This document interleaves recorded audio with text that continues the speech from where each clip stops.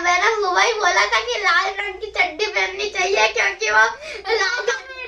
क्योंकि वो लाल ऐसे झंडी बनती है ना, उसमें वो लड़के ने बोला था कि मैं हमेशा लाल रंग की चड्डी पहनता हूँ, जब मैं लाल झंडी लगा दूंगा।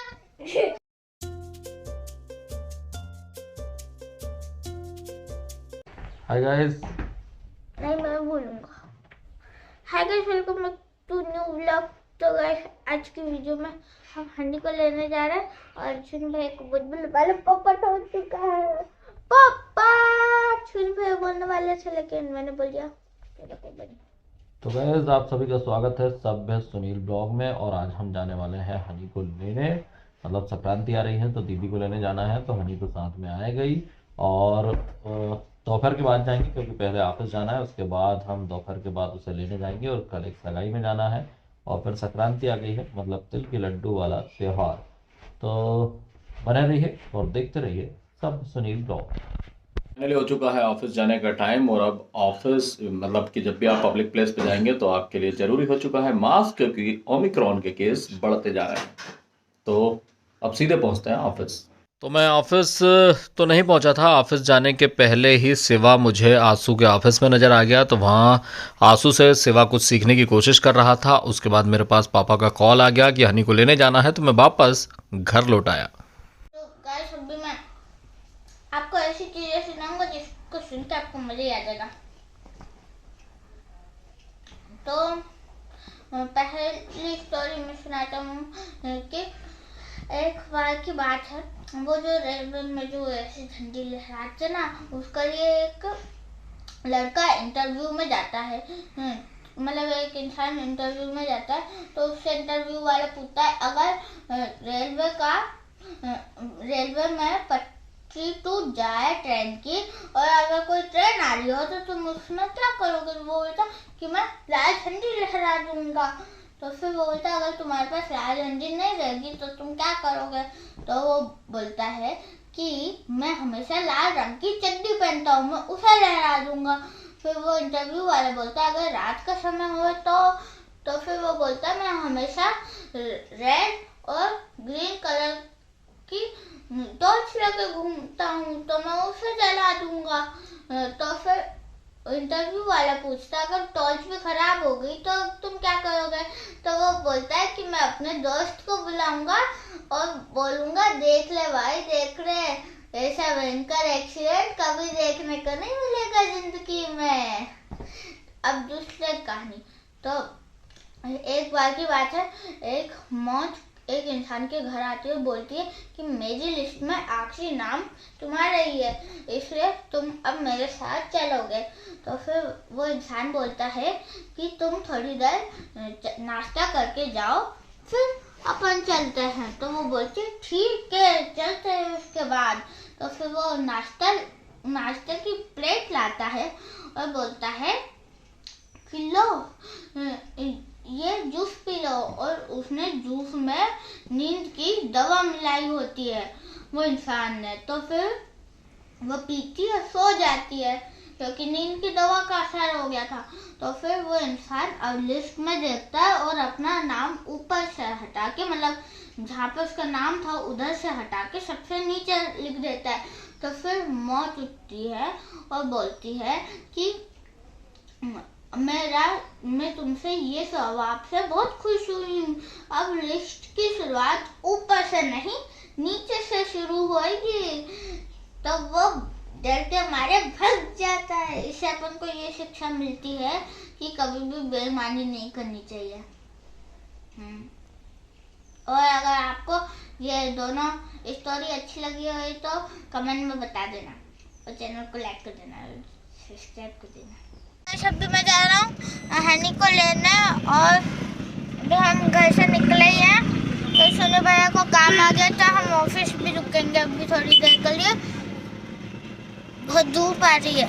तो गाइस होशंगाबाद पहुंचते से ही जित्तू भैया का फ़ोन आ गया, तो हम दीदी के घर जाने के पहले वहां रुक गए। और जित्तू भैया का बेटा दक्ष साइकिल चला रहा था आयु संकोच में था क्योंकि साइकिल थोड़ी सी बड़ी थी। आयु ने अभी तक ऐसी साइकिल नहीं चलाई थी, लेकिन दक्ष ने उसे एक छोटी सी साइकिल ला दी जो आयु चलाता रहता है। तो आयु ने फिर उस साइकिल को चलाना शुरू किया और दक्ष बड़ी वाली साइकिल चला रहा था। आयु को साइकिल चलाने में मज़ा तो आ रहा था, लेकिन उसका मन था कि मैं बड़ी वाली साइकिल चलाऊं।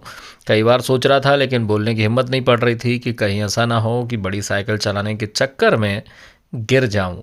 फिर भी हिम्मत करने की बार बार कोशिश कर रहा था, बार बार दक्ष की तरफ देख रहा था। छोटी वाली साइकिल चलाने का उसका बिल्कुल भी मन नहीं हो रहा था, क्योंकि वो साइकिल थोड़ी सी अट्रैक्टिव भी थी और ये साइकिल लड़कियों की थी और लड़कियों की चीज़ें उसे पसंद भी नहीं आती है। कई बार वो आनाकानी करता है। तो फिर उसने थोड़ी सी हिम्मत दिखाई कि बड़ी साइकिल लेकर मैं चलाने की कोशिश करूं, लेकिन फिर भी सोच विचार करते करते करते वो छोटी वाली साइकिल को ही तेज़ चलाने की कोशिश कर रहा था।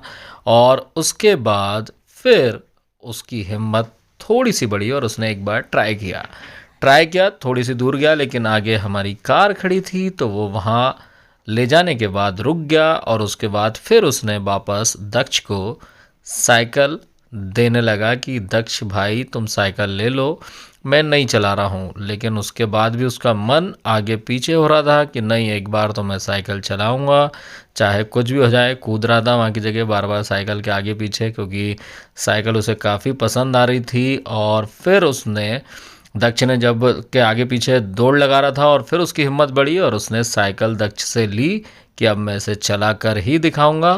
फिर बस आयु का कॉन्फिडेंस बढ़ गया और आयु ने पेडल मारा और साइकिल को लेकर फिर रफू चक्कर हो गया। इसे कहते हैं शानदार कॉन्फिडेंस, जो आयु का थोड़ी देर बाद आ ही गया। तो गाइस अभी हम सनी और मोनू बुआ को, छोटी बुआ को लेके जा रहे हैं। तो सोनी और हम बहुत मस्ती करेंगे। और अभी कितना टाइम है जाने में? अरे 1-2 मिनट, 10 मिनट। ठीक है। बुर्ज खलीफा से ऊपर को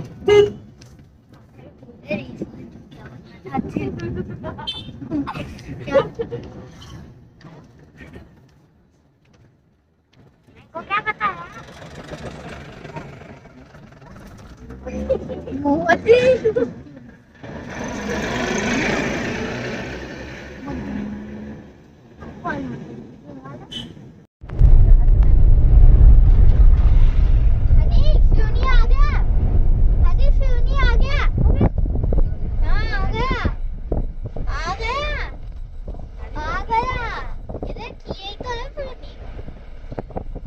वो देख, वो अपना घर, वो देख।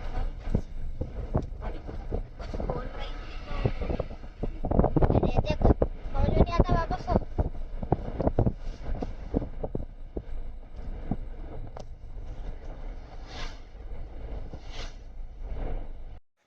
तो गाइस अभी मैं व्लॉग की एडिटिंग करने वाला था, तो मेरे को कुछ याद आ गया तो हनी मेरे को नहीं बताने देगा और हिला क्यों रहा है। तो हनी ने बता दो नहीं, दीदी के पास है मेरी। तो अभी है ना, हनी ने पानी पी रहा था, हम खेल रहे थे। मैं बोलते इतना पानी पीता, तेरे देश में इतनी टंकी नहीं होगी।